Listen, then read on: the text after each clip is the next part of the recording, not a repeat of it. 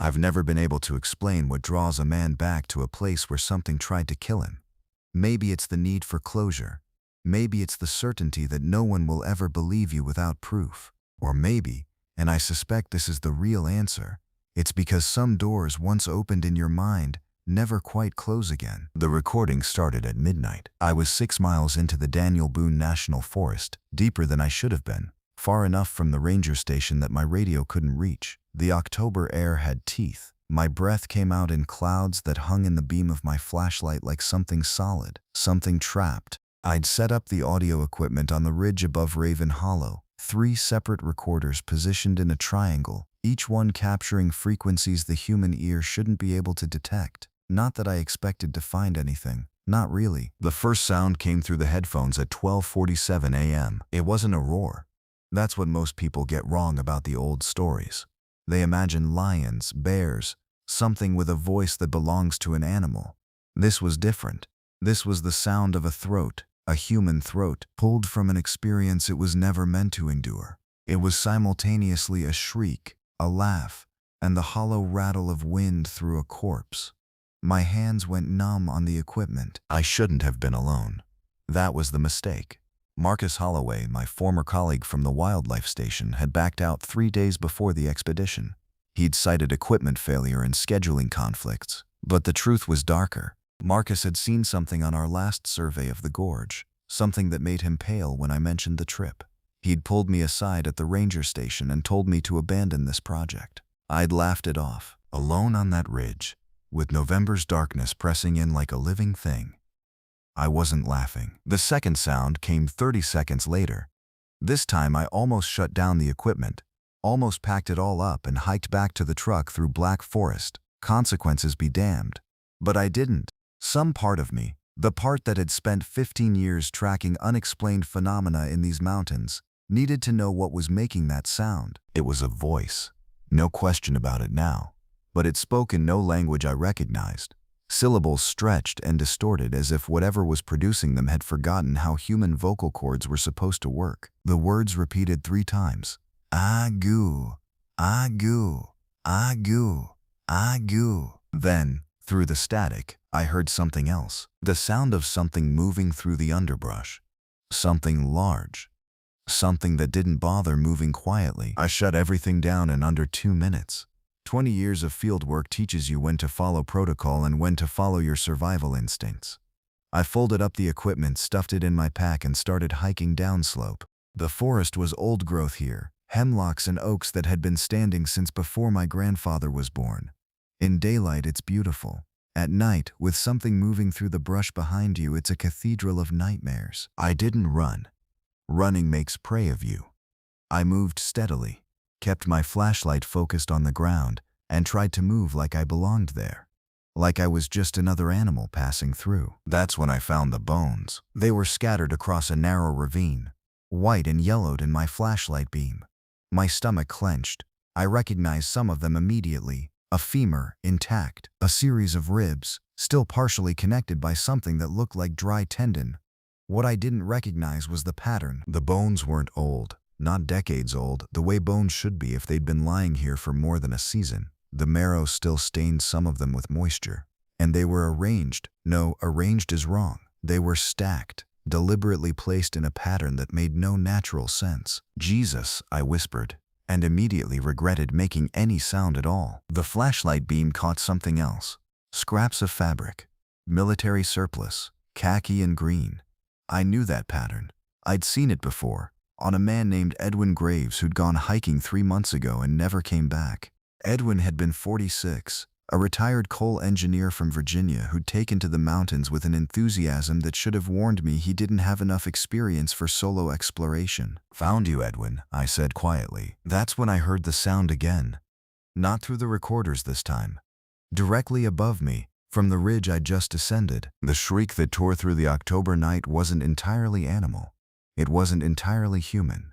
It was something that lived in the space between, something that had forgotten which side of that line it belonged to. It carried across the hollow with terrible clarity, the acoustic properties of the mountains amplifying it until it seemed to come from everywhere at once. And underneath it, something else, a wet, labored breathing. the sound of a creature working lungs that were too large for the body that carried them. I abandoned careful movement and ran. I should have run toward my truck. Instead, I ran deeper into the forest. That's what fear does sometimes. It shortcuts the rational brain and lets the ancient parts take over. The parts that know only flight and survival and the mindless need to get away. The forest became a blur. Branches tore at my jacket. My pack caught on roots and nearly dragged me down twice. Behind me, the thing was no longer trying to hide. It crashed through the underbrush like an avalanche, like a falling tree, like something that had outgrown the need for stealth. I burst through a dense thicket and found myself on a ridge trail I recognized. The old Cutter's Path. I'd hiked this before. Marcus and I had covered it last spring during a survey of the goat population. It ran north-south along a particularly treacherous ridge, following the old logging roads that had carved the mountains apart 100 years ago. The thing behind me had to slow down to navigate the thicket. I used those precious seconds to gain distance. My legs burned. The altitude was starting to get to me. Even 15 years of mountain work doesn't make running uphill easy. Then I saw it. The clearing opened up on my right, and in the weak moonlight that filtered through the trees, I saw the silhouette. My mind tried to process what I was looking at. My brain rejected the image and asked me to look again. It was roughly humanoid. That was the most horrifying part. The thing standing not 50 feet away on the ridge had a frame that could almost be mistaken for a man. If that man had been stretched on a medieval rack, his joints pulled apart and reassembled at angles that evolution never intended. Its head was too narrow, its shoulders were too broad, and from its chest, something like antlers curved upward. No, not antlers, bone spikes, like a demented crown of calcified malice. The smell hit me a moment later. Rotten meat and copper and something underneath it all, something ancient and wrong. I've smelled death in the mountains before. Bears, deer, hikers who didn't make it out. This was death with something added, something that had been dead for 1,000 years and somehow kept moving anyway. The thing's head tilted toward me. I couldn't see its eyes in the darkness, but I felt them. No, it said. The word came out layered, as if 3 voices were speaking it at different speeds. No, no, no, no. Mine, here, mine. I did the only thing I could think of. I pulled my knife, a folding blade with an 8-inch fixed edge, and I jumped. The ridge dropped away on both sides into nothing. The darkness below suggested a fall of maybe 200 feet, maybe more. I didn't think about impact velocity. I didn't think about broken bones or unconsciousness or the long hours of slowly bleeding out on a forest floor that no one would find. I jumped, and I fell. The fall lasted maybe 3 seconds. It felt like 3 minutes. I hit a slope at an angle that probably would have killed me if I'd hit it straight on. Instead, I rolled with the impact, my pack absorbing some of the impact, my body taking most of it. I slammed against a tree trunk and felt a rib shift with a sick, popping sensation. The pain was immediate and white-hot. I lay there in the darkness, breathing in shallow gasps, and waited for the thing to follow me down. It didn't. I could hear it above on the ridge, moving back and forth, that horrible breathing growing louder and more agitated. It let out another shriek, that terrible layered sound, and I realized what I was hearing. Hunger, not the simple hunger of an animal that needed food to survive. Something older, something fundamental. The thing above me was experiencing hunger the way a black hole experiences gravity. As the core of its existence, the only thing it knew. I picked myself up and kept moving. The rib hurt like hell with each step, but adrenaline can carry you a long way. I stumbled down the slope, away from the ridge, toward lower ground where maybe my chances improved. That's when I saw the cave. It was just an opening in the rock face, barely visible in the moonlight that filtered through the trees, a scar in the mountain. I should have ignored it. Every instinct I'd spent years refining told me that caves in these mountains harbored things I didn't want to meet in confined spaces. But the thing on the ridge was moving again. I heard it crashing down the slope after me, less carefully now, more desperate. I could feel its hunger like a physical pressure. I took the cave. The opening was tight, barely wide enough for a man to squeeze through. I forced myself into the darkness, my flashlight beam cutting a tunnel of visibility into what felt like the mountain's own throat. The cave descended, angling downward at a steep pitch. I followed it, deeper, until the opening behind me was just a distant gleam of moonlight. That's when I found the pile. My flashlight beam caught bone again, but this time it wasn't scattered. This was an accumulation. Hundreds of bones, maybe thousands, piled in the center of the cave chamber like the remains of a slaughterhouse. Skulls, femurs, vertebrae. Mixed in with the bones were scraps of clothing, fragments of backpacks, and things that might have been camping equipment or might have been too degraded to identify. In the center of the pile, something glinted. I picked my way forward carefully and found a leather journal, its pages swollen with moisture and age. The cover was dated 1982. I opened it, and the handwriting inside was shaky, urgent, written in the dark by someone fighting panic. It took Tommy. I saw it take him. It was running on its hind legs, faster than anything that big should be able to move. It dragged him back toward the dark place. I heard him screaming until the entry ended there, the pen trailing off the page in a line that suggested the writer's hand had stopped moving. The next entry was dated 3 days later. I'm infected, I can feel it happening. The changes started this morning. The thing got me, just scratched my shoulder, nothing serious or so I thought. But the fever came and now my fingers are too long and my teeth are starting to ache. I understand now. I understand what it is. It spreads, not like a disease, like a hunger. It made me hungry too. I went back out and the entry stopped. The remaining pages were blank except for one, dated almost a month later, written in a completely different hand. I found him in here, what he'd become. Still had the journal. Still had enough of him left to want to record the truth. I'm going to burn this place, burn the whole hollow if I have to.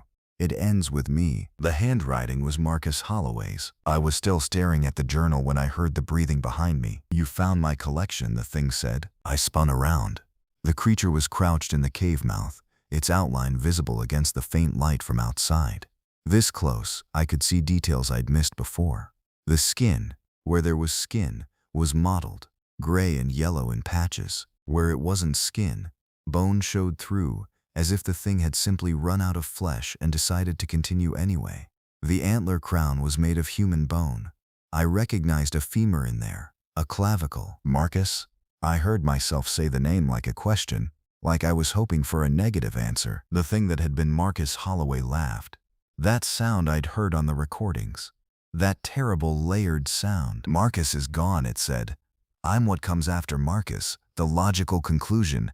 The thing Marcus became when he understood the truth about the hunger. You're going to understand too. That's why I let you jump. Why I followed at a distance. You're special, you see. You came looking for the truth. You're not some terrified hiker who wandered into the wrong place. You came here deliberately. You recorded my voice. You wanted to find me. The fever started about 6 hours after the scratches appeared. It wasn't the kind of fever you get from a normal infection. This was something that felt like my blood itself was being rewritten. I found a cave branch that ran deeper into the mountain, away from Marcus's domain, and I tried to hide there, as if hiding could stop what was happening. My fingers started to elongate around hour 8. The pain was excruciating. It felt like my bones were being pulled through my skin, stretching and reshaping themselves into something that wasn't quite human anymore. I watched in the light of my flashlight as my nails hardened and sharpened into something that looked disturbingly like claws. The hunger came around hour 12. It was nothing like normal hunger. It wasn't the feeling of a stomach that needed food. This was existential. This was a void that yawned open inside me, a need so fundamental that ignoring it felt like ignoring the need to breathe. Except the thing I needed to breathe was understanding, knowledge, flesh. I understood what Marcus had written in that journal. The infection wasn't a disease. It was something older.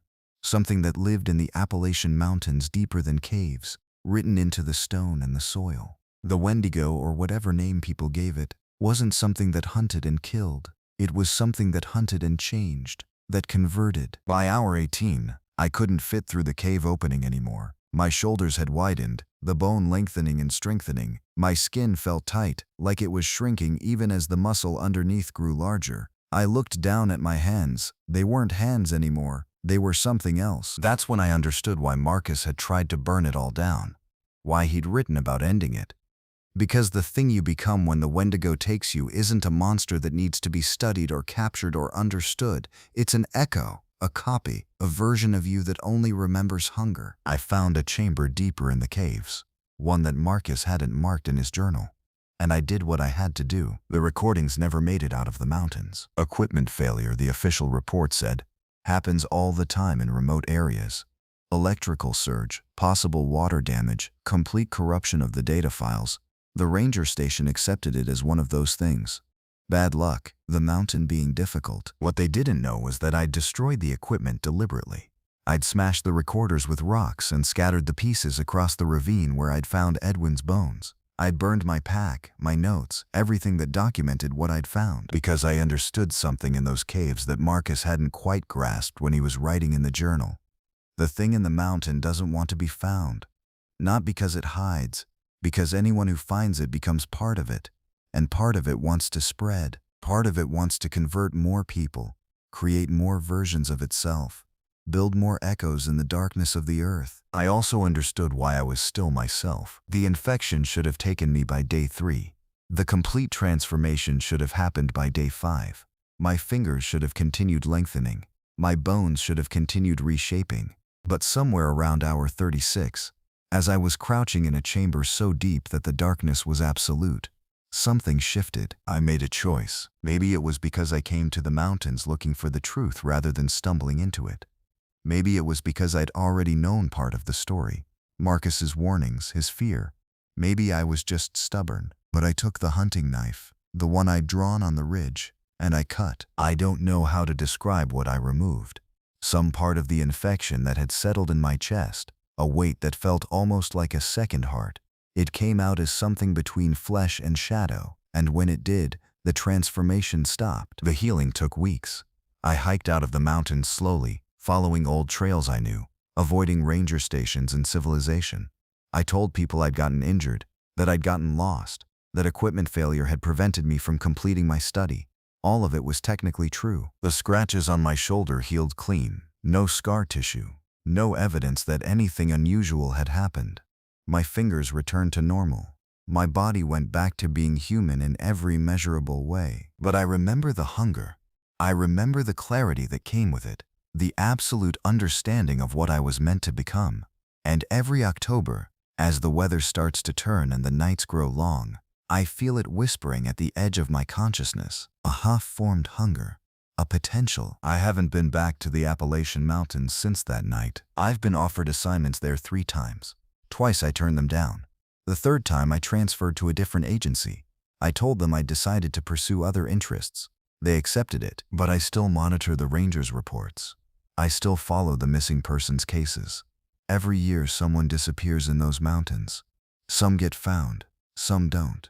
And every year I look at the names and I wonder if any of them are being converted in the dark, if any of them are discovering what it means to echo instead of live. Marcus tried to burn it down. He probably would have succeeded if the infection hadn't already begun, if his body hadn't needed to hunt before he could carry through with his plan. I saved myself by letting it partially take me and then cutting it out. But I wonder sometimes if I just delayed the inevitable. If, deep in my chest where I made that cut, something is still waiting, still hungry, still whispering. The mountains are patient. The mountains have a lot of time, and I'm still breathing, which means the infection isn't finished with me yet. The smell hit me first, rotting meat and something else, something ancient and wrong, like earth that hadn't seen sunlight in centuries. I was 3 miles deep into Blackbriar Ridge, a remote stretch of the Appalachian backcountry that even the local hunters avoided. My boots were soaked through from the creek crossing and I'd already lost the trail twice, but I didn't want to turn back. Not yet. Not when I'd come this far to find proof. The rustling started around dusk. Not the normal sounds of the forest, not deer or raccoon, but something deliberate, something that moved between the hemlocks like it was testing the air, learning my scent. I told myself it was a black bear, maybe a mountain lion. The same lie I'd repeated since I was 17 and first heard the stories from my grandfather about what lived deep in these mountains. I set up my camp in a rocky outcropping, figuring the stone would at least protect my back. The fire was small, meager against the pressing dark, and I kept it fed with dry branches until my fingers were numb. That's when I heard it, a sound that made every muscle in my body go rigid. It came from somewhere beyond the firelight, long and hollow, like wind through a canyon. Except it had rhythm, it had intention. It sounded almost like breathing, but stretched out, deliberate, as if something was drawing in the cold mountain air and holding it in its lungs. I was 32 years old. I'd camped alone in these mountains 100 times, but I'd never heard anything like that. When I called out, stupid, reckless, trying to convince myself there was nothing to fear, the sound stopped. The forest went absolutely silent. No insects, no wind, no distant owl calls. Just the crackle of my dying fire and the sound of my own heartbeat in my ears. That's when I saw the eyes. They appeared at the edge of the firelight for maybe 2 seconds. Pale yellow and impossibly tall, easily 8 or 9 feet up in the branches of a dead oak. They were wrong in every way, too far apart, too intelligent. When they blinked, I saw a third eyelid slide across like a reptile's. Then they were gone, and I was alone with the terrible knowledge that something had been watching me. Morning didn't bring comfort. I'd expected fear to fade with daylight, but instead the terror had congealed into something worse, a certainty that something had changed in this forest overnight. The creek I'd crossed the previous afternoon was now pink with blood, diluted and spreading downstream. Not animal blood. I'd gutted enough deer to know the difference. This was old, degraded, like something had been killing upstream for days, and the evidence was finally reaching me. I should have left then. Every instinct screamed at me to pack up, to retrace my steps back to the ranger station at Millbrook, to report what I'd found and let someone else investigate. But I was a journalist, or at least I'd been, before the layoffs and the destroyed credibility from the story I couldn't prove.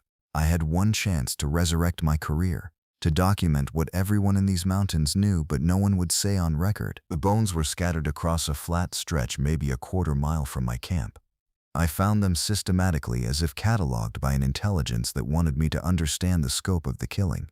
Here a human ribcage split open by something with enormous strength. There a femur, the marrow sucked out and the bone cracked lengthwise. Scattered throughout, smaller bones I couldn't identify, mixed with what looked like deer remains, bear remains, and things that might have been coyote or something stranger. No skulls. That detail kept returning to me, circling in my mind like a vulture. Whatever had been killing here was keeping the heads. The afternoon brought a fog that rolled up from the valleys so thick I couldn't see more than 10 feet ahead. It carried a smell with it. Decay and something musty, like the air from an ancient tomb. I tried to navigate back toward my camp but ended up turned around, retracing the same ground twice before recognizing a marked tree. When I finally found my site, I discovered that something had visited while I was gone. The deer carcass wasn't there when I'd left. It was fresh, warm, the blood still liquid, hung in the branches of a hemlock just outside my camp perimeter, placed there deliberately. The animal had been gutted and emptied, hung like a Christmas ornament, and beneath it on the forest floor was a trail of blood that led directly into the fog. It was a message, an invitation, a threat. I didn't sleep that night. By morning of the third day, the fog hadn't lifted. It had become part of the forest itself, suffocating and gray, turning everything beyond arm's length into abstraction. I was down to half a bottle of water and 2 granola bars, and my hands were shaking constantly now, though I told myself it was from the cold. The rational part of my brain, the part that had worked for a metropolitan newspaper, that had interviewed celebrities and politicians, kept insisting there was an explanation. A desperate hermit living in the wilderness, a pack of feral dogs, a bear with unusual predatory patterns. That rational part died when I found the footprint. It was in the soft earth beside the creek, a place I'd passed a dozen times before without seeing it. The moment I noticed it, I couldn't believe I'd missed it. The footprint was nearly 2 feet long, and it was shaped like nothing that walked the North American wilderness. It had 5 toes, I could count them, but they were too long, too thin, and there were what looked like claws extending out an extra inch or more. The depth of the impression suggested something weighing at least 400 pounds, but the stride length indicated bipedal locomotion. It was a human gait. It was a monster's gait, and it circled my camp. I traced it 3 full rotations around my fire before I had to sit down before I fell down. That's when I truly understood. Whatever was out here, it had been circling me since the beginning, testing me, deciding what I was. The first night's eyes had probably been it studying me to see if I was worth hunting. The dead deer had been a message. I know where you sleep. I can come for you whenever I choose. The footprints suggested it had been doing this for hours, maybe all through the previous night, circling, never attacking, always watching. The hunger in those eyes when they'd looked at me from the branches, I understood that now. It wasn't the hunger of an animal trying to survive. It was something else. Something that fed on more than meat. Something that wanted to watch fear bloom in a human being. Night fell, and I made a decision that probably saved my life. I abandoned my camp. I left the tent, the supplies, everything, and climbed into the rock formation above the outcropping, finding a narrow crevice that I could wedge myself into. The space was so tight that nothing large could follow me in. I could see out through a crack, could see the firelight I'd left burning below. Bait, a lure. And I waited. It came around midnight. The thing emerged from the darkness like something being pulled forth from deep water.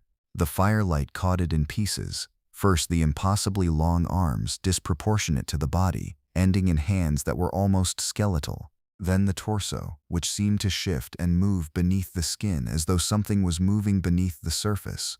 The head was last, and when I saw it fully, my brain tried to reject the image. The skull was elongated. The face caved in where the eyes had sunk too deep, and the mouth stretched from one side of the head to the other in a rictus that might have been a grin or might have been a permanent grimace of hunger. It stood 7 feet tall, maybe more. Its skin corpse white and covered in what might have been hair or might have been something worse. The ribs were visible even under the skin, pressing outward as if something inside was trying to claw its way free. And when it moved, when it moved, it was with a grace that contradicted its grotesque frame, a sinuous gliding that belonged to something far older than human evolution could explain. The thing circled my abandoned camp, and I held my breath until my vision started to tunnel. It reached out one long arm and touched the tent fabric, and when it withdrew its hand, the tent collapsed in on itself, not torn but crushed, as if the touch itself carried enough force to compress everything. It sniffed at my sleeping bag, at my backpack, at the food I'd left behind, and then it tilted its head. It was smiling at my trail. It followed it to the base of the rocks, and I could see its shoulders expand and contract as it drew in air, reading the scent like a map. It started climbing. The rock formation that had seemed so defensible suddenly felt like nothing, a small obstacle between me and the thing that was coming. I wedged myself deeper into the crevice, my fingers finding cold stone, and I prayed. The creature reached the small plateau where my shelter sat. Its head turned slowly, scanning the rocks with those sunken eyes. It was only 30 feet away now. I could hear it breathing, that horrible hollow sound I'd heard the first night, but closer, deeper, filled with an ache that sounded like loneliness and starvation and a hunger that could never be satisfied. It was so close I could smell it, carrion and copper and something green and wrong. For what felt like an eternity but was probably only minutes, it searched. Its fingers probed cracks in the stone. It reconstructed the likely path I'd taken, almost reaching the crevice where I hid.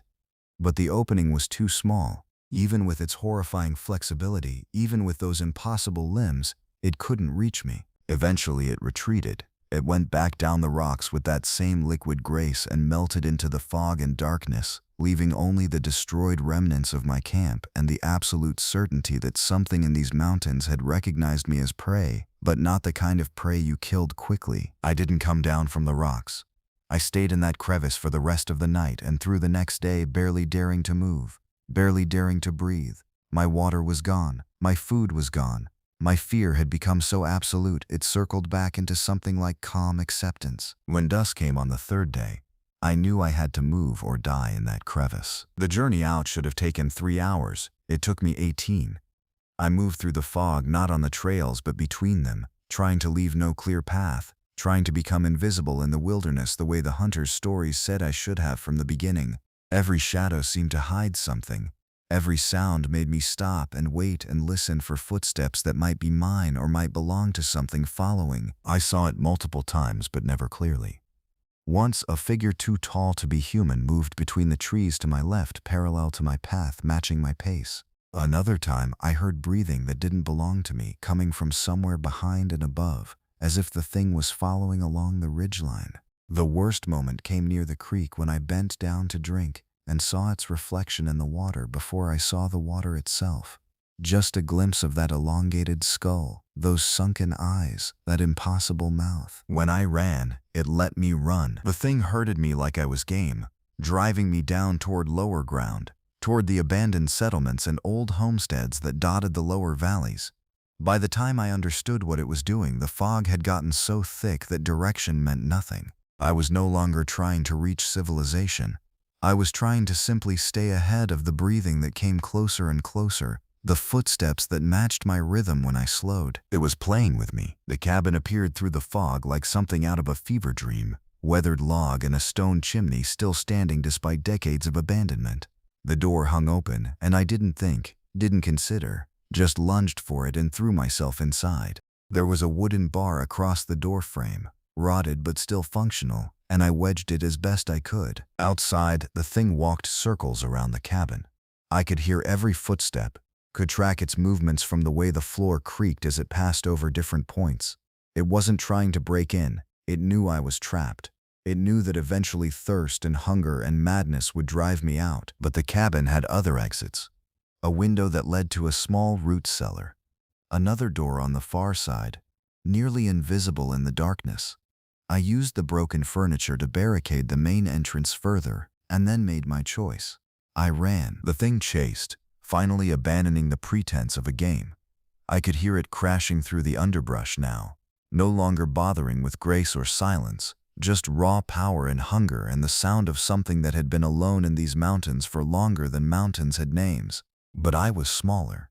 I was desperate, and somewhere in my panicked flight through the Appalachian night, instinct took over. I found the river, a wild rushing thing swollen with spring runoff, and I jumped. The water was so cold it felt like fire. The current took me under and spun me like a rag, and I thought that was the end, that this was where the story finished. But my hands found rock, found purchase, and I pulled myself downstream, gasping and broken. When I dragged myself onto the bank 200 yards downriver, I saw the thing on the opposite shore.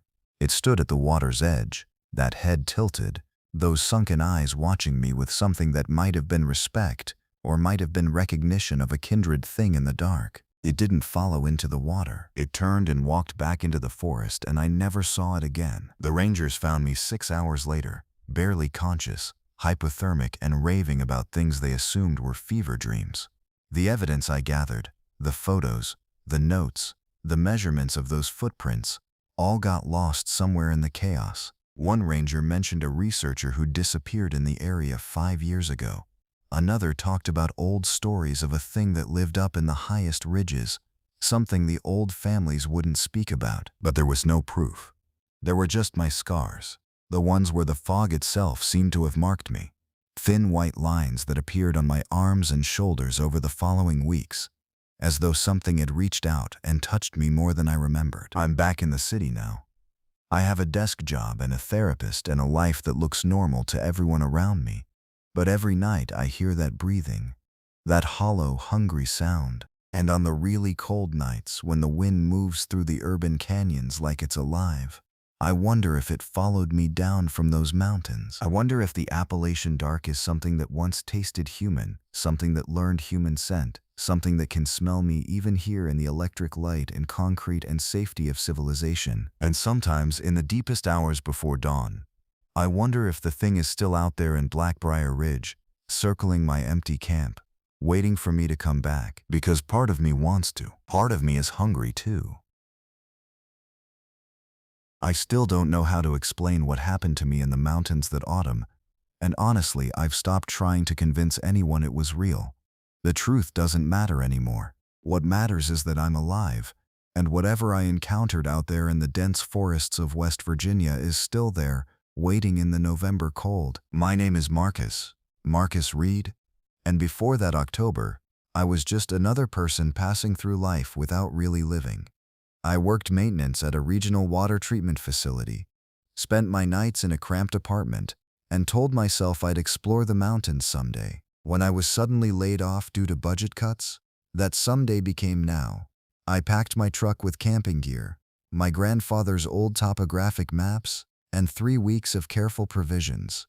I told my sister Sophia I was taking a solo trip to clear my head. She warned me about traveling alone to remote areas, about getting lost, about bears and bad weather. She was right to worry, but not about any of those things. The entrance to Black Hollow Trail sits about 40 miles southeast of Beckley, hidden behind a weathered sign that someone had vandalized years ago. The locals in the nearest town, a place called Harlan's Fork, had given me mixed reactions when I asked about hiking routes. Some offered suggestions cheerfully enough. Others just smiled that particular smile people get when they know something you don't. One old man named Walter sat in the hardware store, and when he heard where I was headed, he actually set down his coffee. "Black Hollow?" he'd said.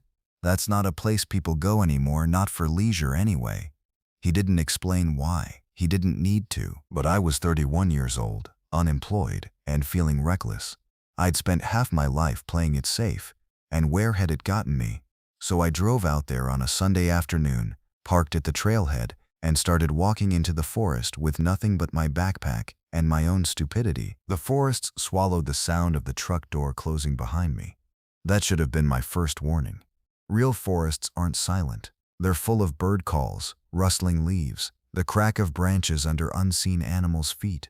Black Hollow was different. Even as I walked, even with my boots crunching on the path, the silence felt thick and deliberate, like something was listening but not responding. I made good time that first day, hiking until nearly dark before setting up camp at a spot about 5 miles from the trailhead. The night came fast in the mountains, real darkness, the kind that modern people rarely experience. I built a careful fire, ate some beef jerky and instant oatmeal, and tried not to think about bears or mountain lions or any of the rational threats I'd actually prepared for. It was around midnight when I heard the first sound. At first I thought I'd dreamed it, that half-asleep state where reality and nightmares blend together. But then it came again. A sound like wind, but not quite. It was too rhythmic, too purposeful. It came from somewhere deep in the forest beyond my small circle of firelight, and it sounded like something breathing. Not breathing slowly, like an animal settling down to sleep, but breathing the way a person breathes when they're caught in the middle of something, urgent, almost panicked. I grabbed a stick from my fire and held it before me like a torch, peering into the darkness. "Hello," I called out, feeling stupid immediately. If there was someone out there, calling to them would just give away my position. The breathing stopped. In the silence that followed, I heard something else. A sound like footsteps, but wrong somehow. The pace was irregular, stuttering, like something moving in short, jerking motions rather than a natural gait. It circled the edge of my firelight, staying just beyond where I could see clearly. "I'm armed," I lied, holding my stick higher. "I have a rifle." The footsteps stopped. For nearly 10 minutes, nothing. Just the crackle of the fire and my own heartbeat, which had become surprisingly loud. Eventually, I convinced myself it had been a deer or maybe an elk, some large animal startled by my presence. I threw more wood on the fire and forced myself to lie down, though I didn't sleep. I kept the fire burning until dawn, watching the darkness beyond it, waiting for that breathing sound to return. It didn't. At least, not that night. By the second day, I should have turned back. Any rational person would have.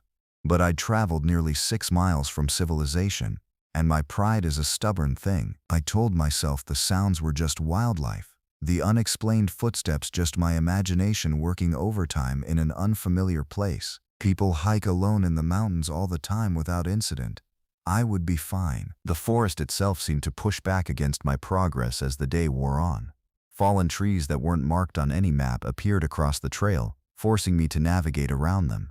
The underbrush grew thicker, the trees denser. Sunlight barely penetrated the canopy anymore, and by early afternoon it felt less like hiking and more like crawling through some vast organism that was slowly digesting me. I met someone around 2 in the afternoon. I was navigating around a massive fallen oak when I heard someone calling my name from somewhere ahead. "Marcus! Marcus Reed!" The voice was young, maybe late teens, and it was panicked. I broke into a jog toward the sound. "I'm here. Where are you?" When I rounded a stand of pine trees, I found him standing in a small clearing.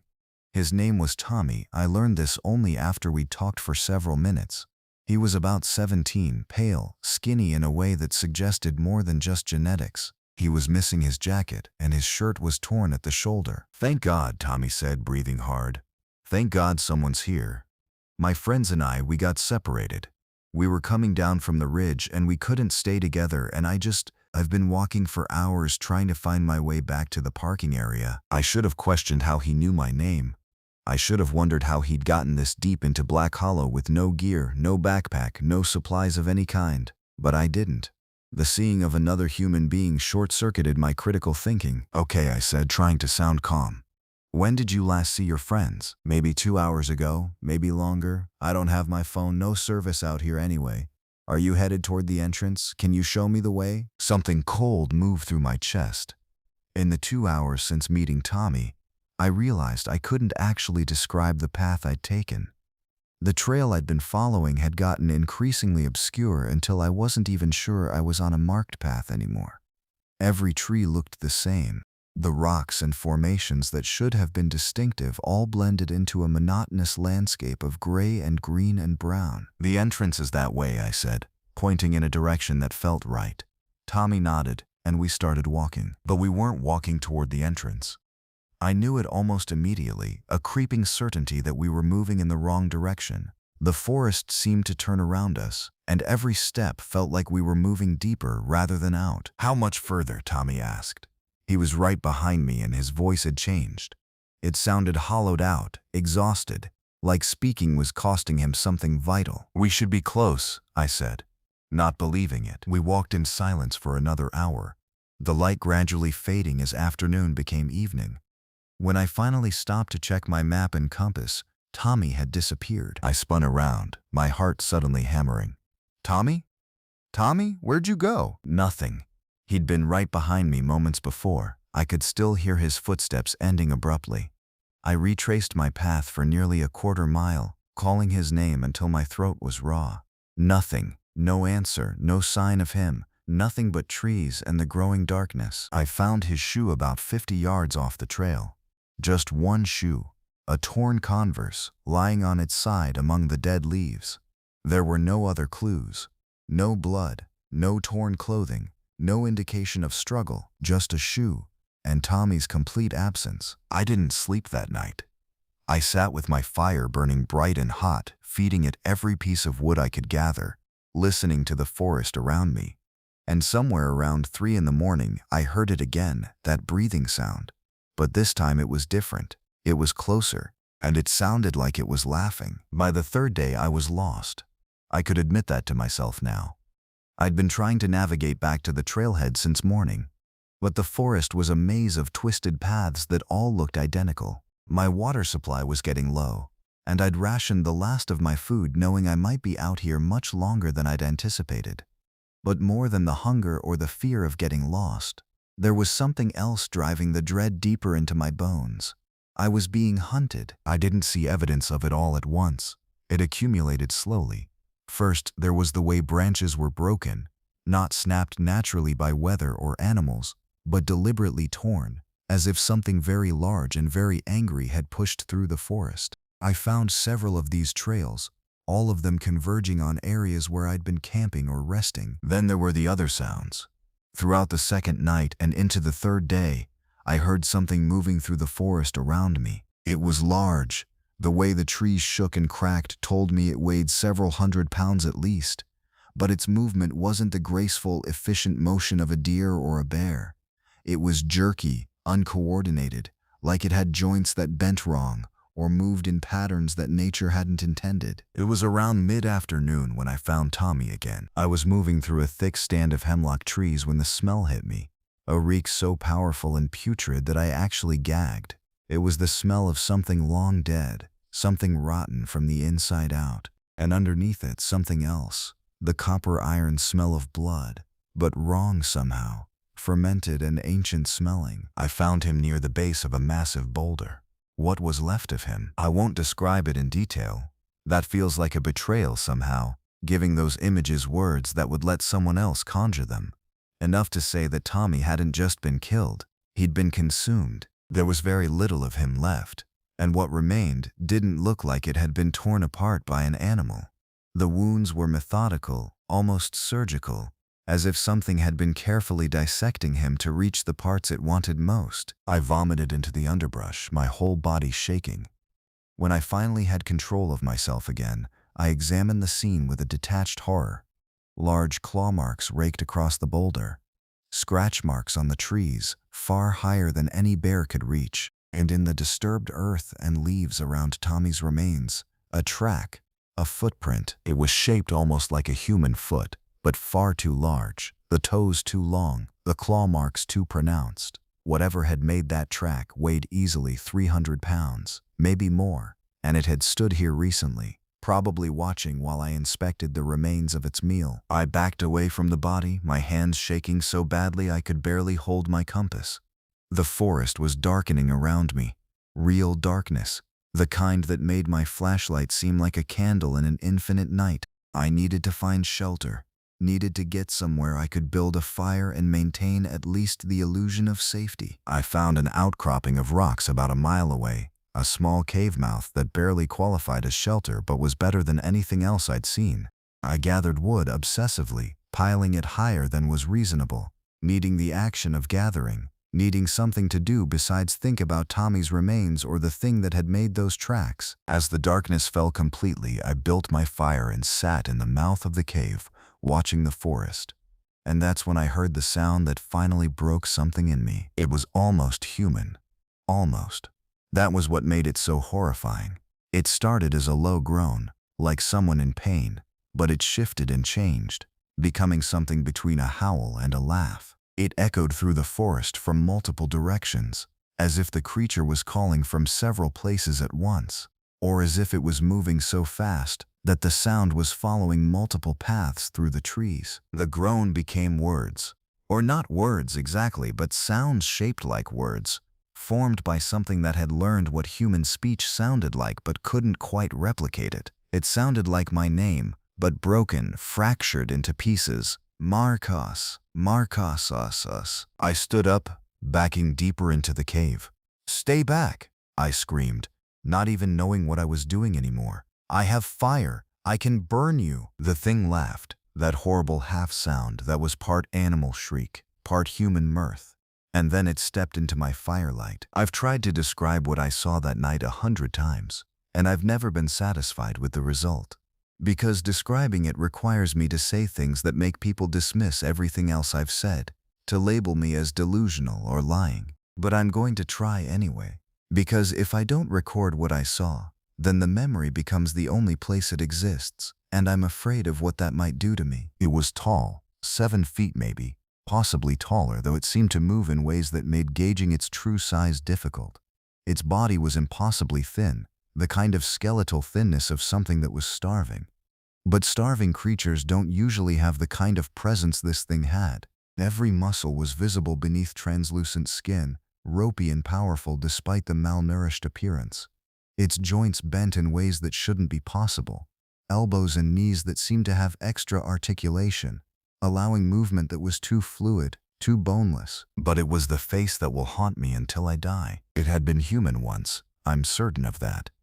The structure of the skull, the arrangement of the features, they were recognizably human. But something had happened to it, something catastrophic and prolonged. The skin had taken on a grayish, almost translucent quality, pulled so tight over the bone that it looked less like skin and more like parchment, aged and brittle. The eyes were enormous, too large for the sockets, and they glowed with a faint phosphorescent luminescence. The mouth was too wide, the jaw dislocated or broken and healed wrong, creating a permanent, obscene smile. It was that smile that finally broke through my shock and sent me scrambling backward into the cave. "You ran so well," it said. And this time the words were clearer, though the voice sounded like wind through a corpse. "You ran better than the others. I could smell your fear from miles away, Marcus. Fresh fear, strong fear. You haven't learned yet what the Hollow wants from you." I found myself at the back of the cave, nowhere left to run. The creature advanced slowly, in no hurry. Why would it hurry? I was trapped, and it knew it. "What are you?" I whispered. The thing tilted its head, and the movement was accompanied by a wet, cracking sound, like something breaking inside its neck. "I'm hungry," it said simply. I've always been hungry. I will always be hungry. That's what the mountain made me. That's what it keeps me as, a hunger that never sleeps, that never diminishes. The others, they tried to fill it. They thought if I ate enough, the hunger would eventually be satisfied. But it doesn't work that way. The hollow makes sure the hunger is never full. It reached out one of its elongated arms, and I saw that the fingers ended in claws the length of a man's hand. But you're different, Marcus. You came here deliberately. You came into the hollow knowing something was wrong. Most people, they run away the moment they feel it. But you kept walking. I pressed myself against the cold stone of the cave wall. What do you want from me? I want you to understand, it said. I was a person once. Do you understand that? I was like you. I was lost in these mountains and it found me. It filled me up with something, with a hunger that never ends, and it gave me the choice, starve slowly or feed on others. The hollow has been feeding through me for so long now that I can't remember what it felt like to be hungry just for food. The creature stepped closer and I could smell it now. That same putrid reek I'd noticed near Tommy's remains. Up close, it was so powerful that breathing became an act of will. The smell of decomposition, of meat rotting, of something fundamentally wrong. I'm going to give you the same choice, it continued. I could kill you. It would be easy, it would be quick. But I'm tired of hunting alone, Marcus. I'm so tired. The hollow is lonely and it's growing hungrier. I want you to understand what I am, what I've become, and then I want you to choose. Take the hunger into yourself and hunt with me or starve. I don't remember making a decision. I don't remember standing up or moving. But suddenly I was running, not backward into the cave, but forward, toward the creature, toward the fire. My hands found a flaming branch from the fire, and I swung it with all the strength I had left. The creature shrieked, a sound so loud that it knocked me backward. But it didn't retreat. It moved to the side with that horrible boneless motion, and the flaming branch passed within inches of its face. The smell of burning flesh filled the cave. I ran. I don't have clear memories of how I escaped the cave. There's a sequence of images, running through the forest, branches tearing at my face, the sound of the creature pursuing me, its jerking, uncoordinated gait somehow faster than any natural animal should be. I remember the gunshot. I didn't own a gun. I'd never fired a gun in my life. But there was a gunshot, clear and decisive, echoing through the forest. The creature's screams of rage stopped abruptly. There was silence, broken only by my own ragged breathing. A figure emerged from the trees. A man in his 50s wearing a hunter's orange jacket and carrying a rifle. His name was George. He was a ranger with the State Forestry Service, and he'd been doing a search and rescue operation in Black Hollow for 3 missing hikers who'd lost contact with civilization 4 days earlier. He thought I was one of them. I tried to tell him about the creature, but the words came out broken, incoherent.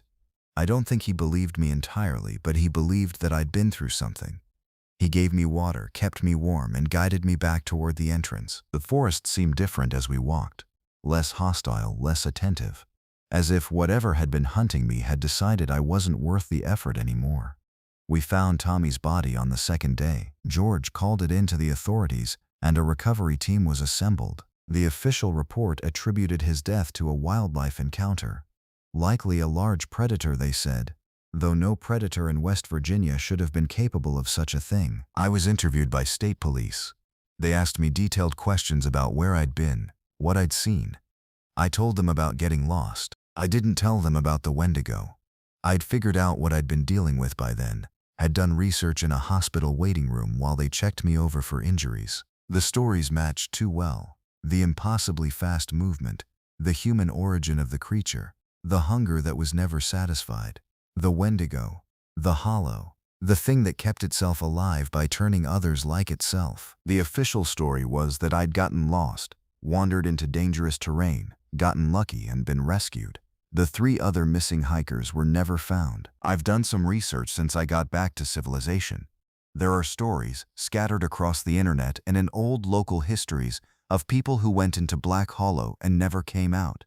Most of them are from the 19th and early 20th centuries, but they continue sporadically. A hiker in 1987, a teenage girl in 1993, a couple who were tent camping in 2003. The accounts are vague, sometimes blamed on bears, sometimes on accidents, sometimes left unexplained. I haven't told anyone the full truth about what I saw. Who would believe it? But I think about it every day. I think about that moment in the cave when it told me it could give me the hunger, and I wonder sometimes what would have happened if I'd said yes instead of running. More than that, I think about what it said, that the hollow itself was responsible, that it was the mountain that had made it hungry, that it was feeding through the creature, and I wonder if there are other things in those mountains, other places where the land itself has learned to feed, other creatures caught in that endless cycle of hunger. I won't go back to Appalachia.